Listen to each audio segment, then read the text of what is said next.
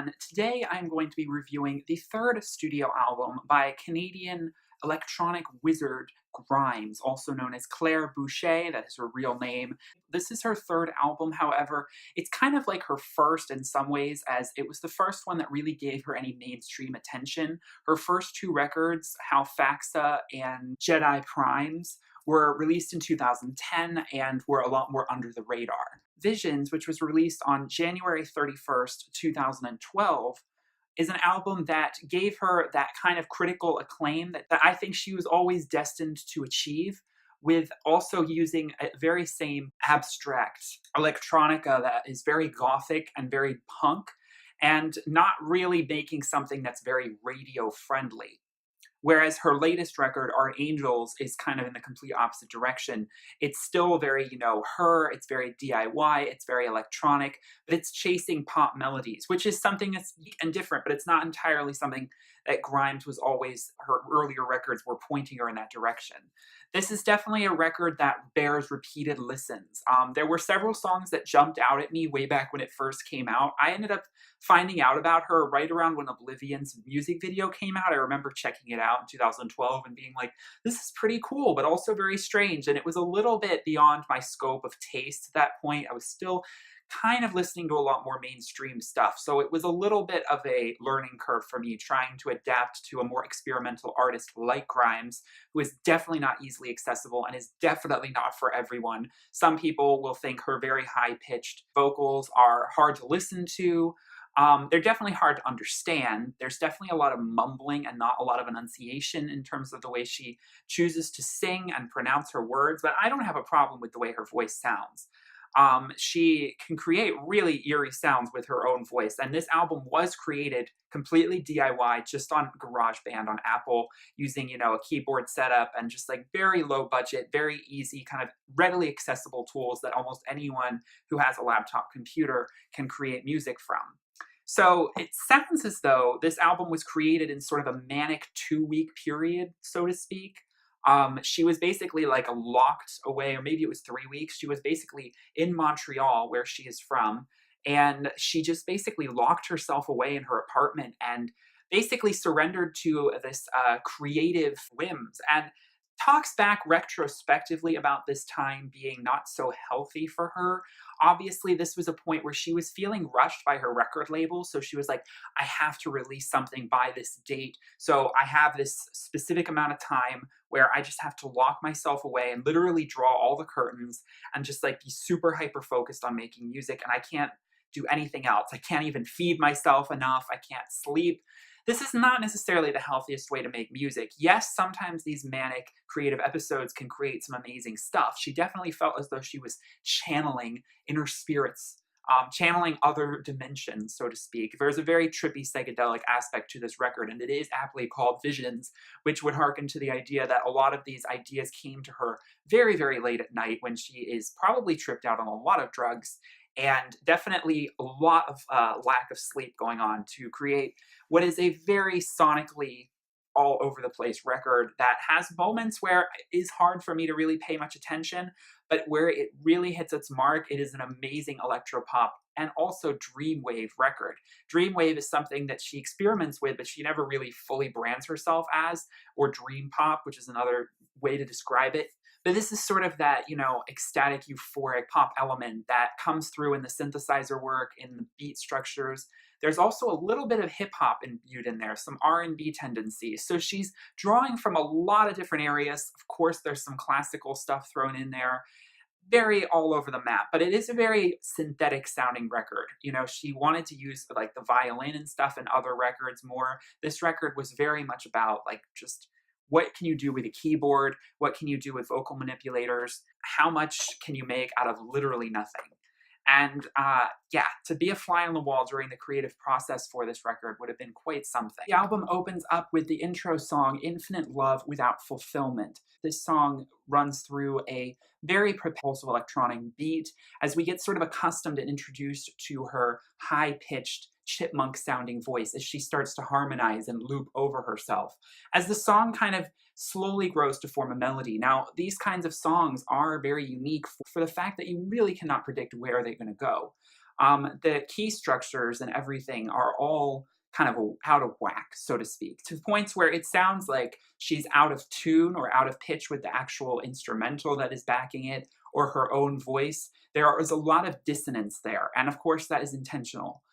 So you'll hear a lot of that dissonance, which I think is very artfully done on a lot of songs in terms of the melody and harmonies that she creates with her own voice, as she does layer her own voice a ton. An artist that is an inspiration for her is the artist Enya, who I adore and talk about on this channel a ton. And there is that inspiration there of just taking your own voice and making that wall of sound, that chorus of sound. You can hear that in the way she's sampling her own voice. So Genesis is really the opening track, and this is my favorite song on this record. It was the song that really made me fall in love with Grimes, along with its very trippy music video that features Brooke Candy, who is another artist. I think she's more of a rapper, who Grimes thought was just the perfect aesthetic for the video, and also for the modern age, as she describes it. Without talking first about the video, which is very trippy, very psychedelic, the song Genesis has this deep emotional reach to it. I find it to be something that I find just so captivating in the way it swells, sort of like an ocean rising up in a wave and crashing upon the shore as it sweeps back. This song has that effect on you. It's very hypnotizing. And her voice is, I think, very alluring, sort of like a siren as she sort of manipulates it to sing very simple lines over and over again that don't make the lyrics there isn't that much variety in terms of lyrics on a lot of these songs, but I think the repetitive nature of the delivery just hits home the tone and idea of the song really well without making it too wordy. She doesn't have to describe or over-describe what she's saying. She just says a few lines over and over again to form the melody. My heart, I never feel, I never see, I never know. Oh, heart, and then it falls, and then I fall, and then I know. Basically, let's repeat that over and over again. Home and I know, playing the deck above, it's always different, I'm the one in love. Could this be the beginning of falling in love for someone? I mean, the song title is Genesis, and the idea of falling in love as something that can be also viewed as a crux as well as a beautiful thing. And there is this sort of ominous feeling of what is really blossoming here? What is actually starting? Are we happy that something is starting, that this love is beginning, or are we scared of it? Are we trepidatious? And this song definitely carries that sort of cautious ecstasy. I think it never really gets too celebratory. I think the beautiful synthesizer instrumental that opens it up just gives it a very chilled, relaxed vibe. And yet at the same time, it goes hard. This song is a beautiful blend of all of Grimes's pop sensibilities that I think she showcases more on Archangels. This song is like a good opener to that era. And it definitely stands out from the rest of this record because there is a lot of noise. Now, that can be good noise, it can be bad noise, but this song is more minimalist, and I feel like it stands on its own 2 feet a little bit better. Maybe it's because it has a little bit more of a hook and a melody line, but there is something about this song that I keep coming back to that I find a little bit difficult with the other songs on this record. I could spend most of the time just talking about this one song. There's a lot of songs on this record that a few of them, they just will never really do that much for me. I appreciate the abstract nature of how they were composed. I appreciate her production skills for what she had, but there's not really much I can come back for. Genesis is really a work to behold, and it is one of my favorite sort of indie electronic tracks of this decade, and I think it is a trend-setting, groundbreaking track. The music video, she actually talks about, there's this one painting by Hieronymus Bosch, who is this very out there painter from the Renaissance period, and I always love his paintings. They're so creepy and so weird and twisted. And the music video, which has scenes depicting her in a desert with a python around her neck, and doing somersaults with a sword. It's very sweet meets hard, very like innocent pinup girl meets like gothic razor edge, hot topic. And the painting, The Seven Deadly Sins and the Four Last Things, served as some of the visual inspiration that Claire shared for the making of that video. Highly recommend checking the video out. It's got some beautiful, very Tumblr-esque imagery that really will stick in your mind. So Oblivion was the other big standout single for this record, the next track, and Oblivion is murkier than Genesis, but it also has still, like I said, a very memorable, catchy through line to it that makes it stand out. Oblivion feels like a thesis statement for this record, and it's also one of the most openly and honest dark songs she's made, as this song is opening up about a fear of being in the dark and feeling as though men are preying after you. Another walkabout after dark, it's my point of view. If someone could break your neck, coming up behind you, always coming, and you'd never have a clue. Isn't that always a scary feeling to just think who is behind you? And that feeling of, oh my God, I'd have no idea. It would be so instant if they came up behind me and just did something to me. And it's not something you want to think about while you're walking by yourself in a dark alley, but it comes to mind. See you on a dark night, she sings wistfully in a very creepy yet alluring way. This song is like cheeky and it's giggly, but it's also very dark and ominous. So basically, if you see the music video, you get a little bit more of an idea of where she was coming from. She talks about she filmed this at I think it was a football stadium in Montreal and also a speed car racing track. And she was basically filming in the locker room with all of these very hypermasculine men around her to flip the idea of male gaze onto a female subject and subvert it. And the men are all ignoring her. She's this like innocent little girl kind of in a she's kind of embodying this very female identity in a very masculine environment. And I remember just seeing that visual and not really knowing where she was going with it, but just thinking that is really interesting. That is like the definition of hardcore in terms of gender dynamics, to insert yourself into a very masculine arena and have the men actually ignore you and pretend there's that disconnect, because there really is. And what does it mean to be in a very hyper masculine space as a female? How would that make you feel? She opens up about being violently assaulted in their past, and it's something she has carried scars from going forward as anyone would. So putting yourself into a position where you would normally feel intimidated, a locker room full of all these really large muscular men, turning it into something where you feel empowered because they're all of a sudden not threatening you, was sort of the idea of how she wanted to tackle this idea of feeling powerless as a female and not being able to confront this fully. So putting herself in this environment was making this very stark message of turning a dark thing into something very pop and happy, as she deems it. I wouldn't necessarily say this song sounds happy. This song definitely sounds like it's got some murky undertones to it. And I think that the way she created this track, it was all about relieving that trauma, of turning it into something that can be empowering for other women, but also something relatable. A song, the idea of Oblivion.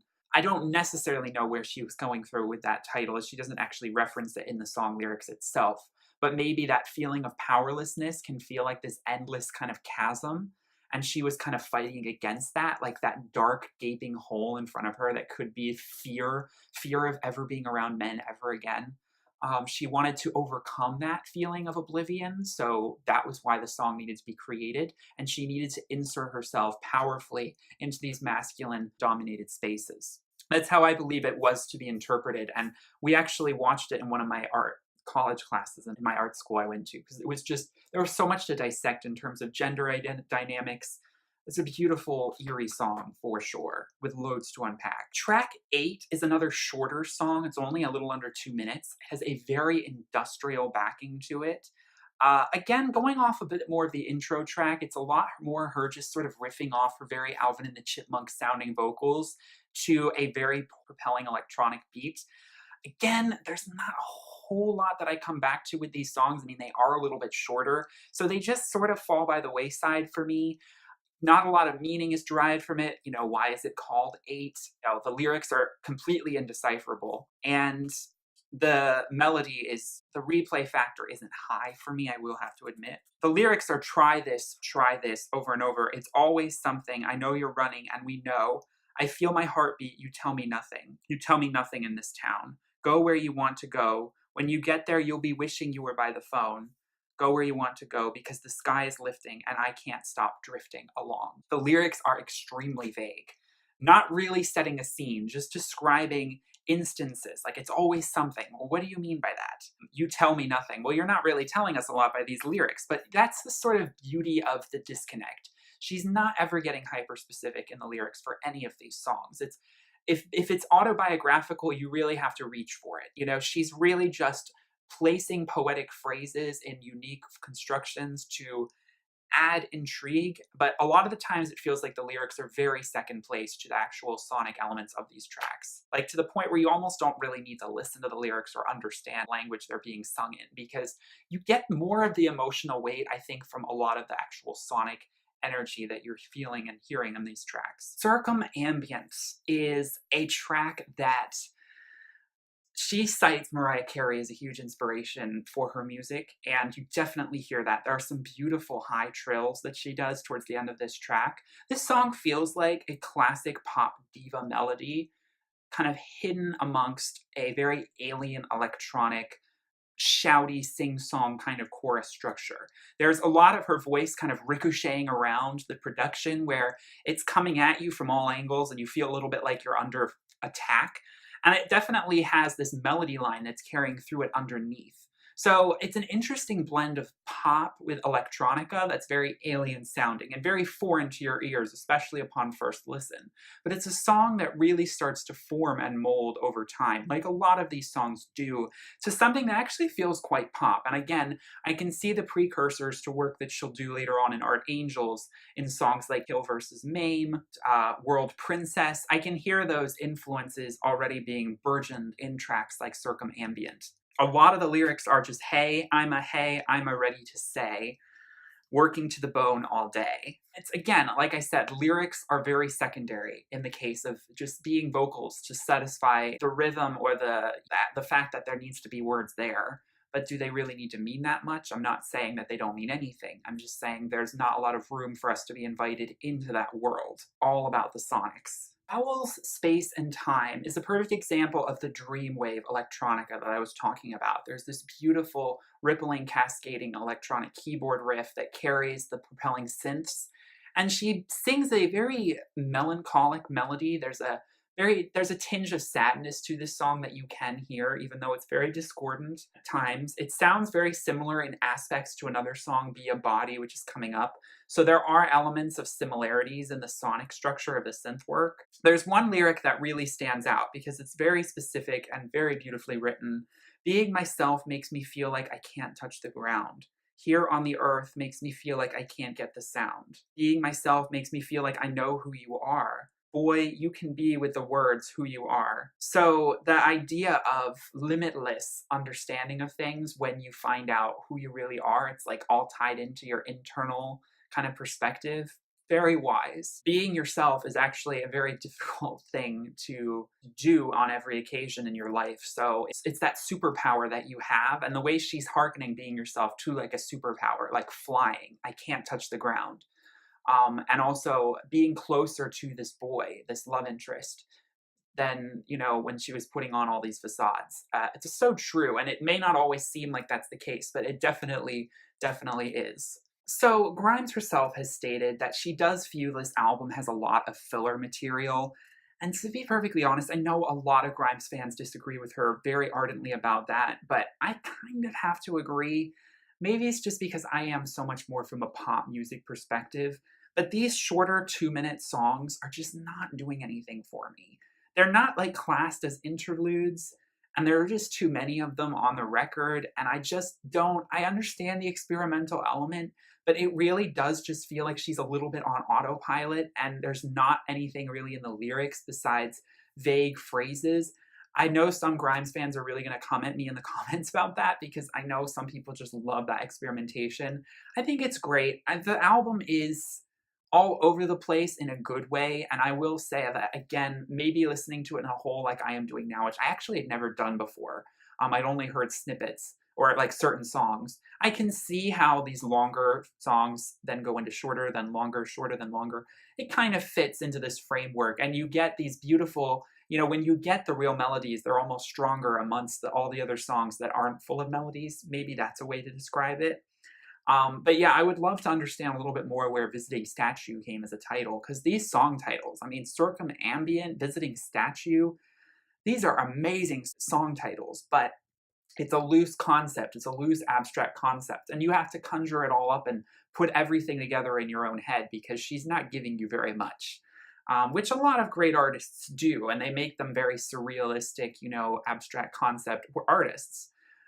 But as someone who, often tends to like hyperrealism sometimes, I love surreal, I love abstract. I do like some things to be given a little bit more explanation, but there is, an aura of mystery on this in this record that is undefinable. So, be a body, which has in parentheses next to it wabi sabi term, which is a term for imperfection in perfection, basically, like a Japanese term. And it's used a lot in Zen gardens.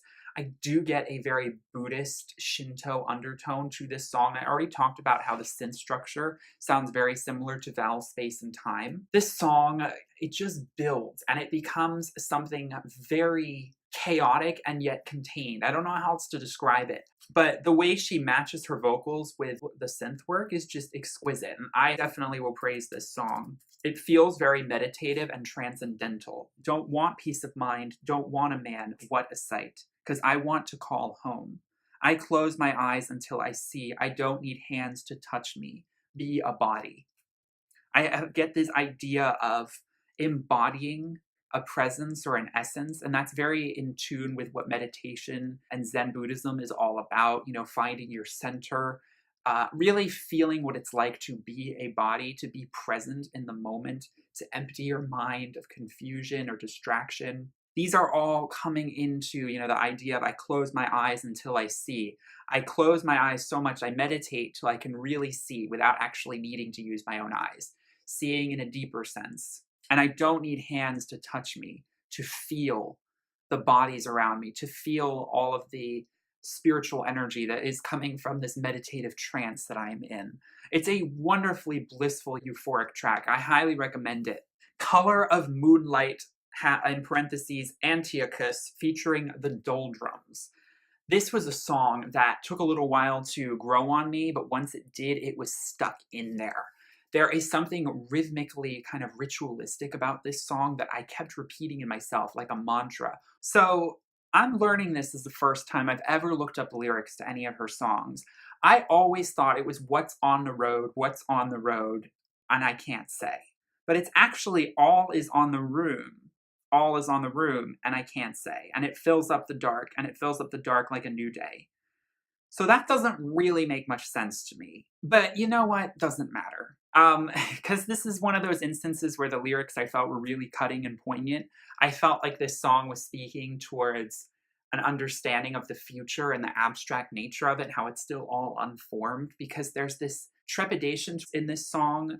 There's this caution as it progresses, but it's mysterious and it's also kind of like searching. It's a song that feels like it's searching, if that makes any sense. It's really hard to talk about these tracks. What really draws me back repeatedly are these beautiful syncopated vocal runs where she like hiccups her voice and it's like, ooh, ooh, ooh, and it cascades. You know what I'm talking about. It has a yodel like feel, like something you'd hear in like Bavarian Germany, or it also feels like a little bit Western. And it's unique and it's alien and it fits so beautifully in the ambience of this track as it just goes down the chords. The song has a very cadenced chord progression to it. And it feels a bit like scales on a piano. And I love the sound and ambience of this track. And that vocal delivery is the most iconic thing I think on this record, because her voice is so well suited to that hiccuping vocal, as I like to call it, as it jumps from one note to the next in a very playful way that a lot of people's voices would not be able to pull off. But because she pitches her voice so high and she already sings so high and it's so, helium infused, it definitely works. And then she distorts her voice into a very mysterious kind of monotone, melancholic phrase when she sings, "Close your eyes and tell me what you see. The oil and the rain mix with the setting sun. After dark, when I can't believe the sun, could feel the whole world glory in a spotlight." Very abstract, very ominous. There is a feeling of something very witchy about this song, like it's casting a spell over you and entrancing you. And the energy of it is honestly, it's like dark magic stuff. Like, this song has a power, and I don't even begin to understand the levels and depths to which it could be drawn. Antiochus, which is the subtitle for this track, could be a reference to the Antichrist. There's a lot of speculation on that. but there is something very ominous about this track and very powerful. Symphonia IX, or Symphonia IX, My Weight Is You, is definitely a moment of crescendo for this record. We have probably the most production, the most vocal layering, the most discordant kind of euphoria in one song that just all kind of comes to a head. And it is a beautiful, blissful, cacophonous moment on this record that at the beginning starts out with this very pop sounding melody that she just glides into this electronic world, and then it just all kind of falls apart, but so beautifully towards the end as it gets very minor and it gets very off key and it gets very dark and ominous before we kind of land back on our feet. And it's a soaring track, you know, it sounds like soaring through the galaxy because of that dissonance and that ambiance that it has in the production, in the keyboard that sort of follows you as you're like trailing along at light speed. It has that feeling. It segues beautifully into an idea which is night music, which is the next track, featuring magical clouds. Music is a blissfully ethereal gothic song that features just these beautiful, mysterious vocals interwoven into a really propelling dark beat.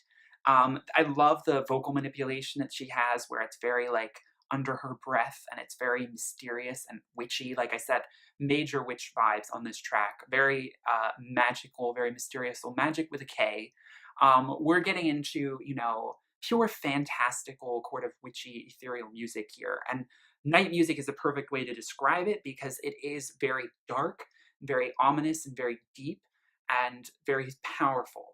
So I feel this mysterious aura around these types of songs that I know that Grimes doesn't want to over-explain these tracks, that she wants to leave them mysterious and open for that reason because it has a power that way. And you don't have to be on drugs to listen to this music. I was completely sober.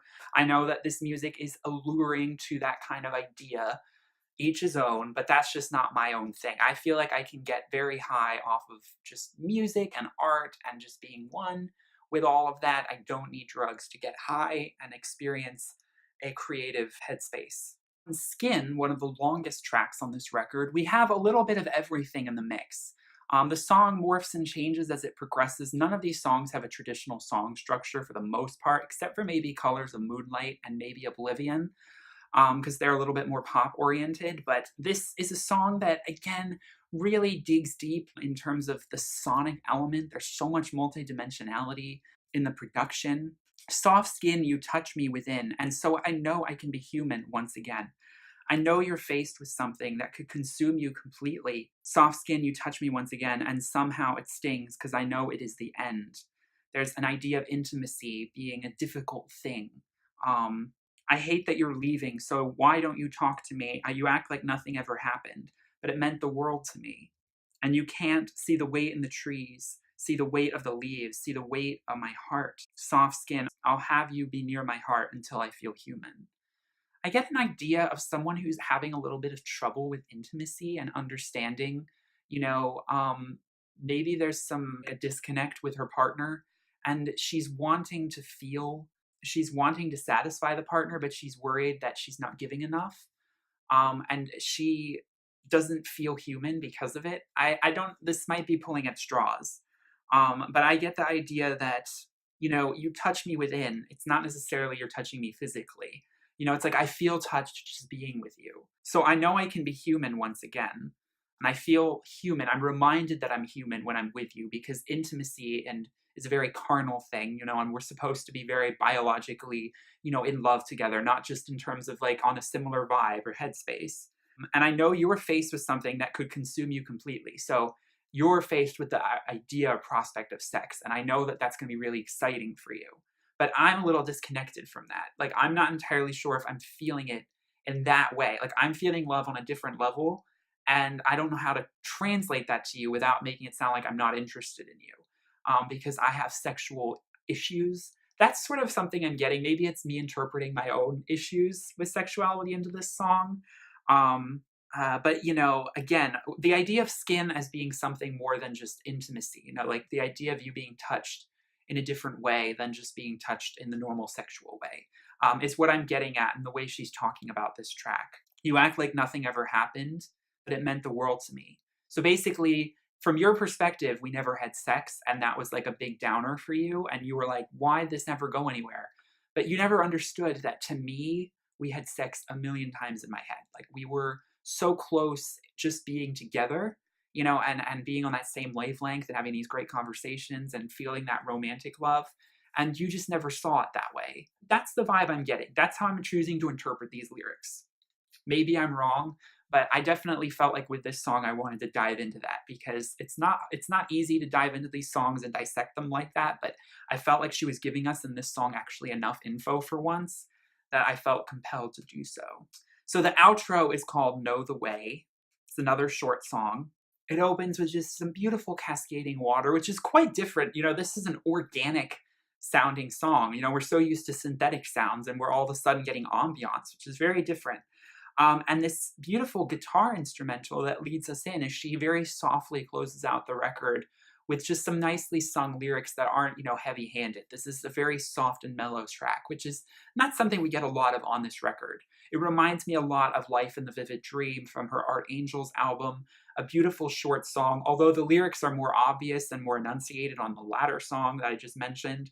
Know the Way has a similar let's take you out of yourself for a second and into the nature and let's calm down because, you know, we've been exploring things so deeply and darkly this record, and let's just kind of space things out and get kind of calm and zen again. So it's a beautiful fade out kind of track. But again, these shorter songs, I can see where she might be coming from with the filler thing.